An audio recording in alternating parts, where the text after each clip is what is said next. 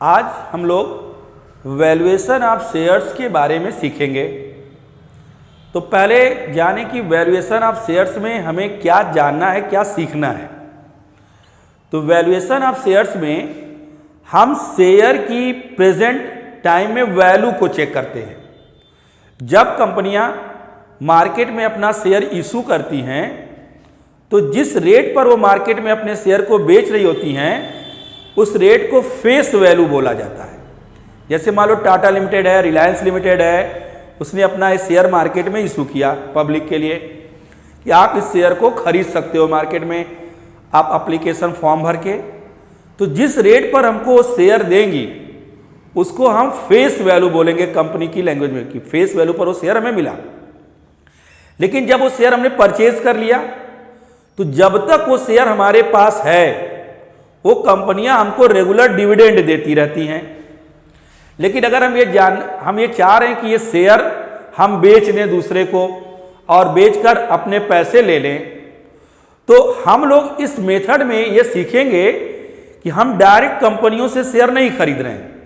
हम मार्केट में पहले से शेयर लोग परचेज किए हुए हैं या हम खुद परचेज किए हुए हैं, हम उसको मार्केट में दूसरे से खरीदना चाह रहे हैं या दूसरे को बेचने जाना चाह रहे हैं।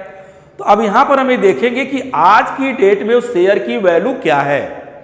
तो देखो, शेयर की जो फेस वैल्यू है उससे शेयर के वैल्यूज घटते और बढ़ते भी रहते हैं। जब मार्केट में आप उस शेयर को किसी अदर पर्सन से खरीदने जाओगे तो फेस वैल्यू से वो ज्यादा कीमत पर भी हो सकते हैं, फेस वैल्यू से कम पर भी हो सकते हैं।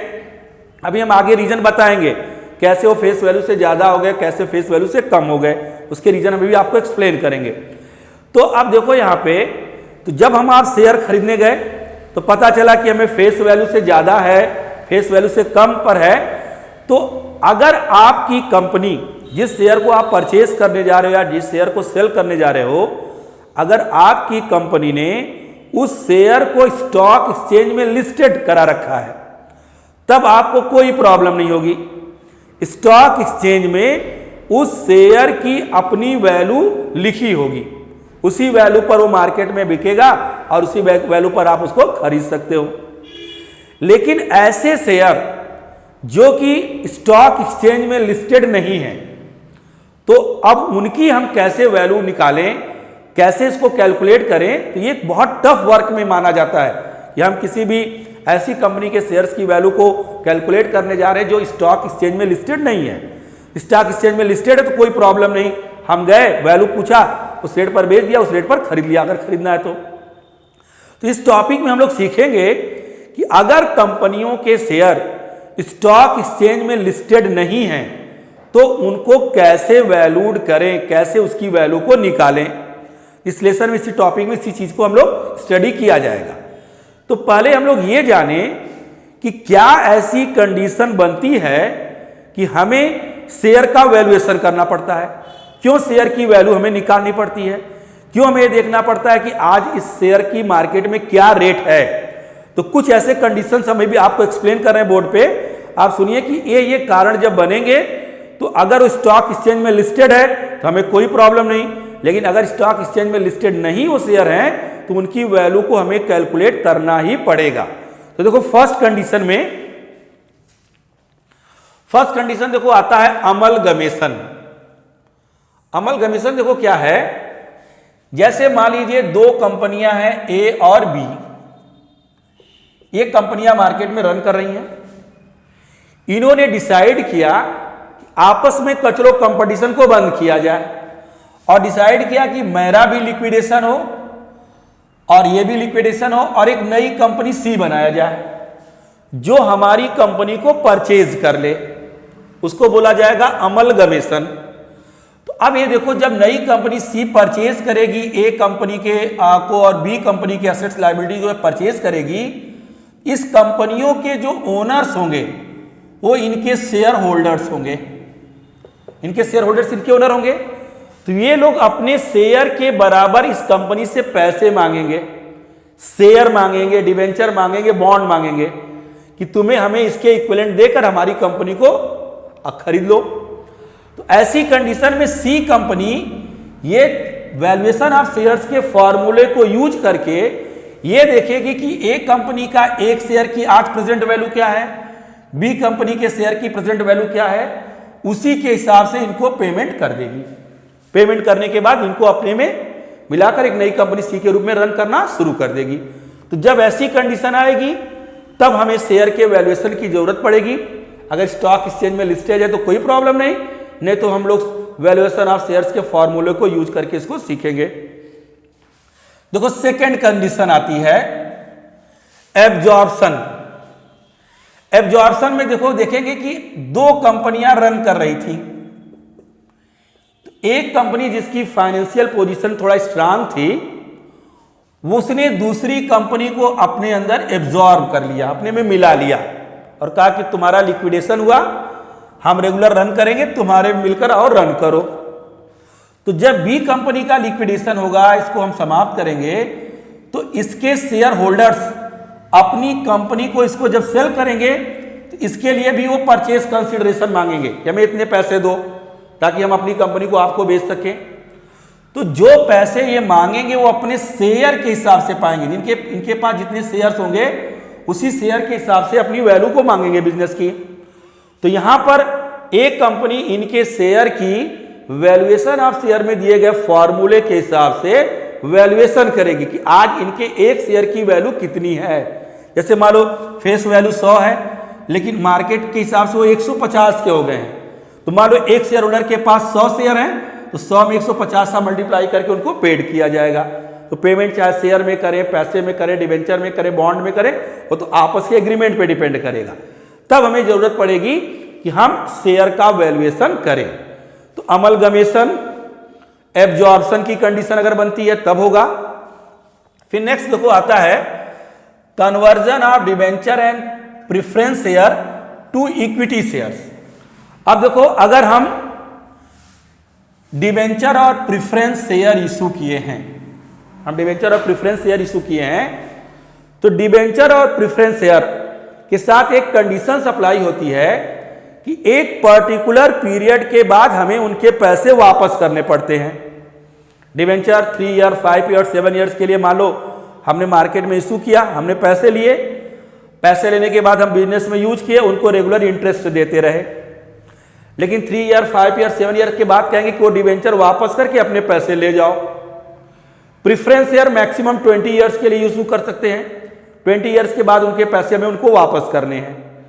तो जब वापस करने की बारी आती है तो वहां पर उन्हें हम कई ऑप्शन दे सकते हैं कि तुम अपने डिबेंचर और प्रेफरेंस शेयर के बदले हमसे पैसे ले लो, अपने प्रेफरेंस शेयर डिबेंचर के बदले हमें नए डिबेंचर प्रेफरेंस शेयर ले लो, या उसके बदले में हमसे नए इक्विटी शेयर ले लो हमारे। तो जब इक्विटी शेयर देने की बारी आई तब यहां पर हम वैल्यूएशन करेंगे कि आज की डेट में हमारी कंपनी के एक शेयर की वैल्यू क्या है, उसके हिसाब से उनका पेमेंट हम फिक्स करेंगे। तो हम अपने शेयर की वैल्यू देखें कि हमारा शेयर 200 रुपए का है, तो उनको जब एक शेयर देंगे तो उनका 200 रुपए रिडम्पशन मानेंगे कि हमने आपको 200 रुपए दिए। तो ऐसी कंडीशन में भी हमें शेयर के वैल्यूएशन की जरूरत पड़ेगी। फिर नेक्स्ट टॉपिक आया on pledging the share as a collateral securities. देखो इंडिया में जब बैंक से आप लोन लेने जाते हो तो बैंक आपके प्रॉपर्टी को मॉर्गेज करता है कि अपनी प्रॉपर्टी मॉर्गेज करो और उस पर हम आपको 75%, 80%, 70% जो भी रूल होगा उस हिसाब से आपको लोन प्रोवाइड करेंगे। तो आज मान लो जैसे हमें बैंक से लोन लेने गए तो हमें कोई ना कोई प्रॉपर्टी मॉर्गेज करनी है, हमने किन्हीं कंपनियों के शेयर खरीद लिख रखे हैं, टाटा, रिलायंस, गोदरेज, जिसके भी शेयर खरीद रखे हैं। अब हम कोई बिल्डिंग, प्लांट, मशीनरी को नहीं मॉर्गेज कर रहे हैं, हम गए बैंक में और अपने उस शेयर को रखा और कहा बैंक से किसको आप मॉर्गेज करो, इस पर हमें लोन दो। तो बैंक भी ये चेक करेगा कि आज प्रेजेंट टाइम में इस शेयर की वैल्यू क्या है। ऐसा तो नहीं कि शेयर की मार्केट में फेस वैल्यू 100 है, मार्केट में इसकी वैल्यू बहुत कम हो गई है, तो फेस वैल्यू से वो लोन नहीं प्रोवाइड करेगा। वो चेक करेगा कि मार्केट में इस शेयर की वैल्यू क्या है, उस हिसाब से उस एसेट्स की वैल्यूएशन करेगा शेयर की और हमें लोन प्रोवाइड कर देगा। और फिर देखो next on assessment of wealth tax, जिसको सेस 2% में गवर्नमेंट ने बाद में इसको कन्वर्ट किया। जैसे मान लो अगर हमारे पास कोई असेट्स है जितनी भी प्रॉपर्टीज हैं, बिल्डिंग है, प्लांट है, मशीनरी है, हमारे पास गाड़ियां हैं, बंगले हैं, जमीनें हैं, उसी तरह शेयर भी हमारे असेट्स हैं। तो गवर्नमेंट असेट्स पर प्रॉपर्टी टैक्स या वेल्थ टैक्स लगाती थी, लेकिन अब उसने रूल बना दिया कि नहीं, हम जब आपकी प्रॉपर्टी के हिसाब से आपको 2% एक्सेस उपकर के रूप में देना होगा। तो ऐसी कंडीशन में जब हमारी टोटल प्रॉपर्टी कैलकुलेट की जा रही होगी, तो अगर हमने किसी कंपनियों के शेयर भी परचेज किए हैं तो शेयर की अपनी फेस वैल्यू पहले बता दिया होगी, लेकिन जब प्रॉपर्टी पर जो सेस देने जाएंगे, 2% टैक्स देने जाएंगे, तो वहां पर टैक्स फेस वैल्यू पर नहीं देंगे। टैक्स डिपार्टमेंट ये पता करेगा कि आज इसके शेयर की मार्केट वैल्यू क्या हो चुकी है। तो वैल्यूएशन ऑफ शेयर्स में बताए गए रूल्स के हिसाब से उन शेयर की वो वैल्यू निकालेगा। वैल्यू निकालने के बाद जितने भी हमारे पास बिल्डिंग है, प्लांट है, लैंड है, कारें हैं, जितने उनमें उस शेयर की वैल्यू को भी ऐड करके हमारे ऊपर उस टैक्स चार्ज कर देगा। फिर नेक्स्ट देखो, under the scheme of nationalisation, अगर मान लो गवर्नमेंट हमारे किसी भी हमारे ऑर्गेनाइजेशन या किसी की ऑर्गेनाइजेशन को नेशनलाइज कर देती है, मतलब प्राइवेट सेक्टर में था, प्राइवेट लोग उसका मैनेजमेंट करते थे, गवर्नमेंट ने कहा कि अब इसका नेशनलाइज हो गया, इसको गवर्नमेंट एक्वायर करने जा रही, गवर्नमेंट इसको ले लेगी। तो अब ये देखेगी गवर्नमेंट जब नेशनलाइज करेगी तो उसके बदले में, जब उसका उस पर राइट बन जाएगा तो उसके बदले में वो हमको पेमेंट करेगी। तो जब पेमेंट करने जाएगी तो वो देखेगी कि इस कंपनी का हमारे पास शेयर कितने का है, और उस शेयर का वो वैल्यूएशन करेगी, वैल्यूएशन के हिसाब से मार्केट रेट करेगी, और मार्केट के रेट के हिसाब से वो हमें पेमेंट कर देगी। तो ये सारे रीजंस बनेंगे कि शेयर की वैल्यूएशन करने के। अब हम लोग अगला टॉपिक पढ़ेंगे इसी में कि कौन से फैक्टर ऐसे आते हैं, क्या ऐसे रीजन बनते हैं कि जब एक कंपनियां अपने फेस वैल्यू पर शेयर मार्केट में बेचती हैं, लेकिन बाद में उनकी वैल्यू बहुत ज्यादा इंक्रीज या डिक्रीज होती है या फ्लक्चुएट होती रहती है, तो कौन से रीजन बनते हैं उसके बारे में इसमें पढ़ा जाएगा। देखो अभी हमने ये जाना कि कैसे रीजन बन गए कि हमें शेयर की वैल्यूएशन करनी पड़ी। अभी देखो, जब शुरुआत में बताया कि जब कंपनी शेयर अपना इशू करती है तो उसकी एक फेस वैल्यू होती है, 100 हो सकती है, 10 हो सकती है, 50 हो सकती है। तो जब कंपनियां अपना डिविडेंड डिक्लेयर करती हैं तो इस फेस वैल्यू को यूज करती हैं, लेकिन इन शेयर्स की मार्केट में अपनी एक अलग वैल्यूएशन होकर अलग वैल्यू निकल के आती है। तो मार्केट में यही शेयर 100 के 200, 500, 1000, 10,000 तक में बिकते हैं, और यही 100, 10 या 50 जिनकी फेस वैल्यू है 1, 2 रुपए, 4 रुपए, 90 रुपए, 95 रुपए में भी बिकेंगे। तो क्या ऐसे रीजन बन जाते हैं कि हमारे शेयर्स की वैल्यू फेस वैल्यू से बढ़ने और घटने लगती है? तो इन्हीं रीजंस में से कुछ इंपॉर्टेंट रीजंस आपको हम बताते हैं कि अगर ये रीजन मार्केट में हैं तो शेयर्स की वैल्यू घटना बढ़ना श्योर है, उनकी वैल्यू को हम रोक नहीं पाएंगे, उनकी वैल्यू या तो घट जाएगी या तो बढ़ जाएगी। इसमें पहला रीजन देखो है डिमांड एंड सप्लाई।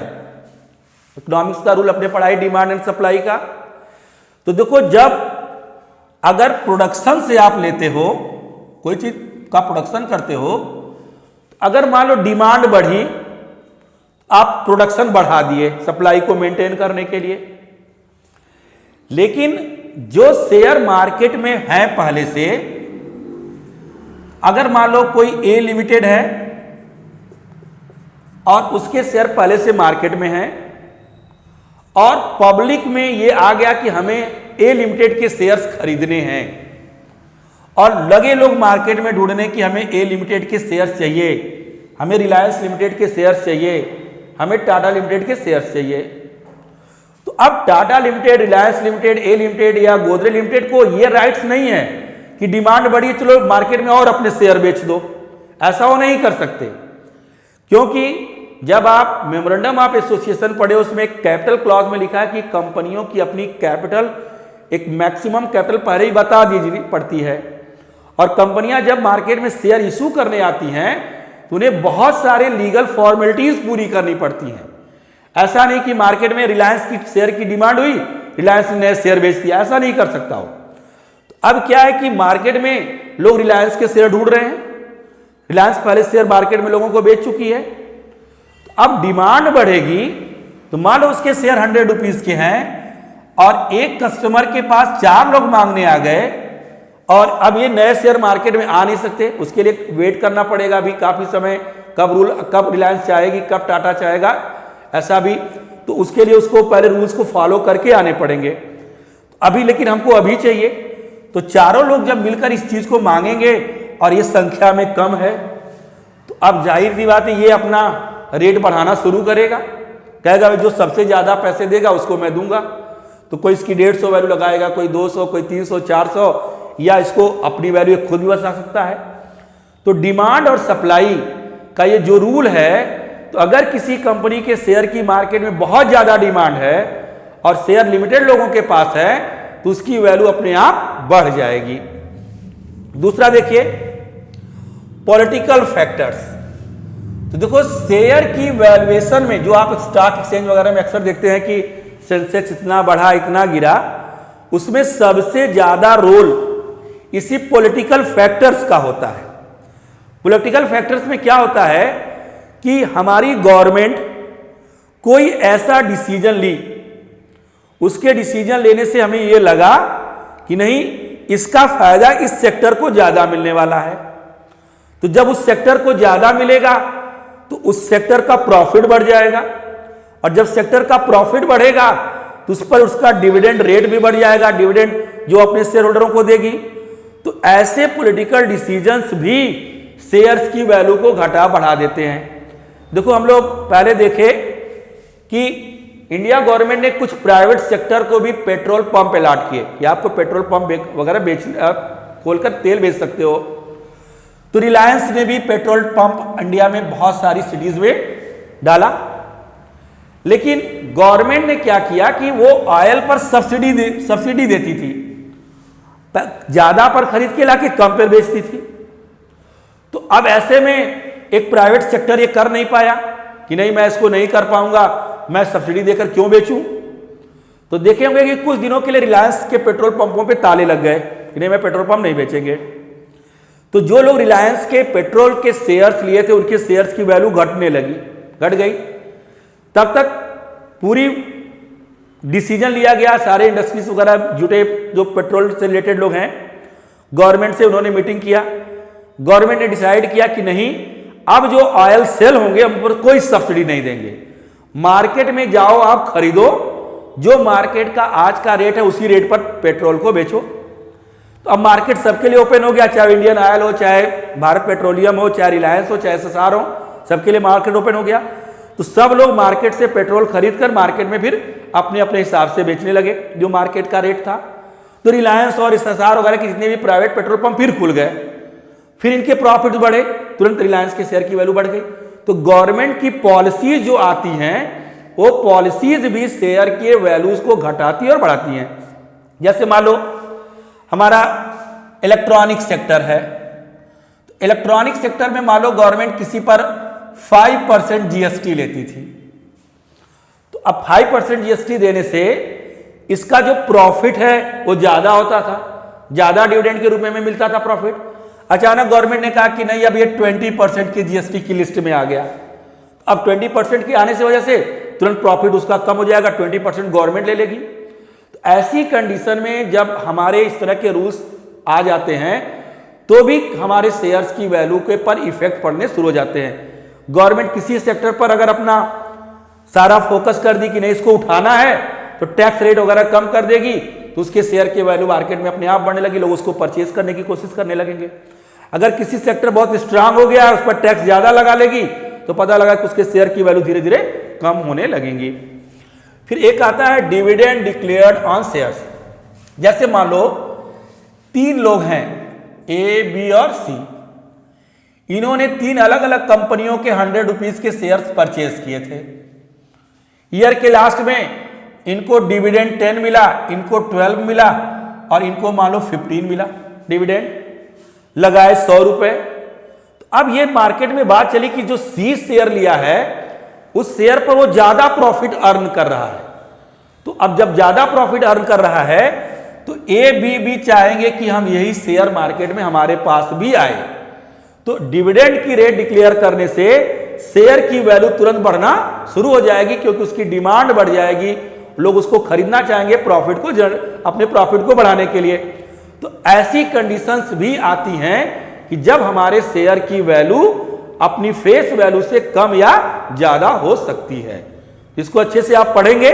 आगे हम वैल्यूएशन ऑफ शेयर्स के मेथड्स में बताएंगे कैसे शेयर्स की वैल्यूएशन को किया जाता है।